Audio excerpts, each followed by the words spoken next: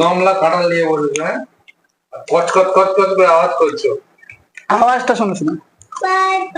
এলে কোথায় এত খাজা কাঁঠাল? তোমার বন্ধু থাকতে আমাদের কাঁঠালের কি কম হতে পারে? আমাদের গাছের কাঁঠাল আছে আরো। আর যখন অনেকগুলো গাছ ছিল তখনও কিন্তু দিয়ে যেত। কে বলতো? তোদের দাদাভাইয়ের বন্ধু অবিদ্যা। আচ্ছা। ওদের বাড়িতে প্রত্যেক বছর আমাদের বাড়িতে অনেক কাঁঠাল আসবেই। মানে মেয়ের বাড়ি যেমন কাঁঠাল যায় আমাদের বাড়িতে আসে, কিন্তু আমাদের মেয়েদের বাড়িতে কারোর কাঁঠাল ওইভাবে দেওয়া হয় না, কারণ এতটা দূর। এবং আমার বাপের বাড়ি থেকে তো তাদের তো কাঁঠালই নেই।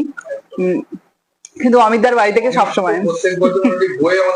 এবং স্পেশাল কাঁঠাল, এই কাঁঠালটা যে একবার খাবে, যে খায় না তারও খেতে ইচ্ছে করবে, এতটাই টেস্টি। একদম একদম। এখানে এই যে গামলা ফিনিশড হতে যায়, আর এখানে তো এই যে তুলে রাখা হলো। একসাথে এতটা খেলে তো হসপিটালে ভর্তি হতে হবে, তো তার জন্য তুলে রাখলাম, মানে অল্প অল্প করে পরে পরে খেতে হবে। হ্যাঁ, তার সাথে সাথে দিয়েছিল মানে পাকা কাঁঠাল কিছুটা, কয়েকটা কোয়া, সেটা টিফিন বক্সে দিয়েছিল। সেটা সেদিনই খেয়ে নিয়েছি, আর এটা প্রায় 2 দিন মতো পাকাতে রাখা ছিল, তো পেকে গেছে। হ্যাঁ, সত্যি থ্যাংক ইউ অমিত দা এবং অমিত দার পরিবারের সবাইকে এত সুন্দর, সেই জন্য বলছি তো যে এত সুন্দর কাঁঠাল দেওয়ার জন্য। প্রত্যেক বছর দেয়, আমরা ভীষণ ভালোবাসি। আমাদের বাড়ির কাঁঠাল কিন্তু খাই না, কিন্তু অমিত দাদের যে কাঁঠালটা দেয় সেটা কিন্তু আমরা খাই। এতটা এতটা খাজা কোয়া, মানে কি বলবো, বেশ অনায়াসে কিন্তু 8-10টা খাওয়া হয়ে যাবে।